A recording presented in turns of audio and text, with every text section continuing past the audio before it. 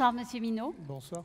Alors, vous êtes président du BTP Rhône et Métropole. Je tiens à préciser que vous avez co-organisé avec Le Progrès cet après-midi les conférences et les tables rondes. Beaucoup de sujets ont été débattus. Je pense qu'on en a quand même tiré quelques messages. Qu'en avez-vous pensé ?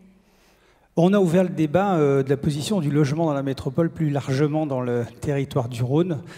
Et on essaye de trouver des solutions pour faire converger un petit peu toutes les aspirations, les audaces, les ambitions de nos élus locaux. J'espère que nos élus ont entendu nos attentes, notre impatience, avoir avancé certains sujets qui nous ralentissent dans nos activités. Et voilà, effectivement, on a produit des choses. J'espère qu'au-delà des textes et réglementations qu'ils savent effectivement très bien produire, eh bien que nous pourrons déboucher sur des actions très concrètes sur l'activité de nos entreprises.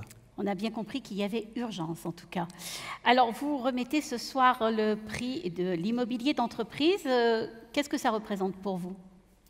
Alors, qu'est-ce que ça représente pour nous ? Pourquoi on est là ? Parce que BTP Rhône rejoint et fédère près de 1000 entreprises sur le territoire du bâtiment et des travaux publics dans la métropole et sur l'ensemble du territoire du Rhône. Et on réunit ici en notre sein une union qui est l'union Pôle Habitat FFB qui regroupe des promoteurs, des constructeurs, des aménageurs, des rénovateurs énergétiques. Et c'était bien entendu naturel qu'on s'associe à cette remise de trophées. Et on est très heureux d'être partenaire aussi de cette journée. Eh bien, on va vous laisser découvrir le nom du lauréat de ce trophée d'immobilier d'entreprise. Suspense. Eh bien, il s'agit du projet Terralumia.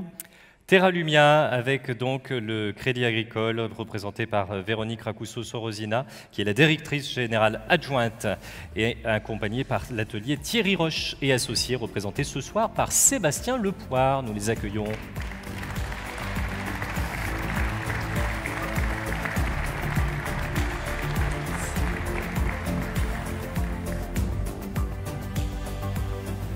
Bonsoir à tous les deux et félicitations. Merci, bonsoir.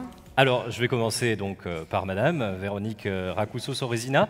Alors, le projet Terralumia, c'est avant tout un projet sociétal. Alors effectivement, quand on a démarré la réflexion de ce projet il y a maintenant plus de 5 ans presque, on s'est dit c'est certes un projet immobilier, mais on en voulait une approche totalement sociétale, parce que ça correspond tout simplement à notre entreprise et à sa vision de responsabilité qu'elle doit avoir sur la société et sa capacité à répondre aux enjeux environnementaux, énergétiques, puis répondre aussi aux attentes des collaborateurs sur la qualité de vie au travail. Alors, vous parlez collaborateurs, combien de collaborateurs demain ? Alors, demain, il y en avait 1000 avant, et puis on en aura 1500 demain sur les 30 000 m² de bureaux. On va accueillir en fait toutes les filiales du Crédit Agricole présente dans la région sur ce site. Donc voilà. Et puis on a souhaité aussi, c'était un autre objectif fort, qui est aussi sociétal, rendre une partie du site à la ville. Donc c'est ce que vous avez appelé la réarchitecture. Oui, alors ça c'est effectivement, mais rendre le site à la ville, c'est aussi créer une faille pour permettre à l'ensemble des gens qui vont passer devant le site de pouvoir voir le magnifique parc boisé et classé de 11 hectares dont nous disposons. Donc effectivement, on aurait pu choisir de détruire et reconstruire. On a choisi de réhabiliter. Alors, nos archis, notre Bouygues nous dit qu'on n'a pas choisi le plus facile, ce qui est vrai. Mais c'était un choix aussi lié aux enjeux environnementaux encore et à la volonté de réduire notre empreinte carbone. Et ça, on a fixé des critères très forts, à la fois pendant la construction, en matière de réemploi et de recyclage. Et aujourd'hui, on est fiers de dire qu'on a réussi à recycler et réemployer plus de 90% de tous les matériaux et les végétaux qui se trouvaient sur le site. Et puis demain, dans l'exploitation du site en lui-même, puisqu'on a pour objectif de diviser par 5 notre consommation énergétique. Très bien. Donc voilà, et c'est une très belle aventure humaine, puisque avec à la fois Crédit Agricole Immobilier, nos archis Thierry Roche et Archi Group, et puis bien sûr Bouygues qui nous accompagne dans ce chantier. Alors justement, vous parliez d'aventure, Sébastien Lepoire, en quoi est-ce que c'était une aventure ? Oui. En effet, effectivement, c'est le mot aventure, je crois que c'est le bon terme. D'abord une aventure humaine, comme vous l'avez dit, puisque c'est une rencontre avec le Crédit Agricole, avec qui on a fait de nombreux ateliers de co-conception, qui ont commencé bien avant d'ailleurs le concours. C'est aussi une aventure humaine avec l'ensemble de la maîtrise d'œuvre, puisque nous sommes 2 architectes, Archigroup et nous-mêmes, Atelier Roche. Et l'ensemble de la maîtrise d'œuvre, j'ai vu que des pays étaient venus nombreux ce soir. Et c'est aussi une aventure architecturale, parce que bien plus qu'un projet de réhabilitation, c'est un projet effectivement de transformation du site, qui est en lien très fort avec la transformation en fait, de l'entreprise. Et du coup, ça génère un projet extrêmement riche d'un point de vue architectural, parce qu'on n'aurait jamais fait ce projet si on l'avait fait à partir de zéro ou d'un point de vue neuf. Il s'agissait vraiment de reconnecter ce site à la ville, à travers cette faille, mais aussi de reconnecter ce projet au parc, à travers un... Alors justement, au parc, est-ce que vous pouvez nous en dire 2 mots? Parce qu'il y a un immense parc arboré, hein, vous avez parlé de 11 hectares.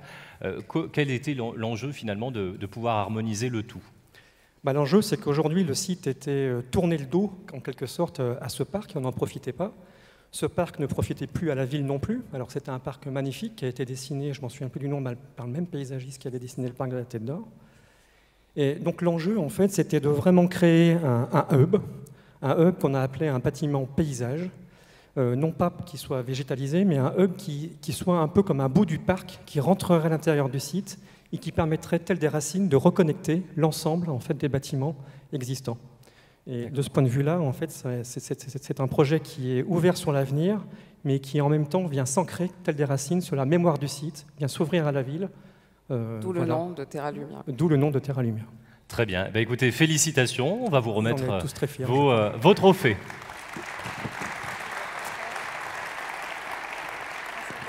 Belle réalisation que ce projet Terra Lumia, initié par le Crédit Agricole.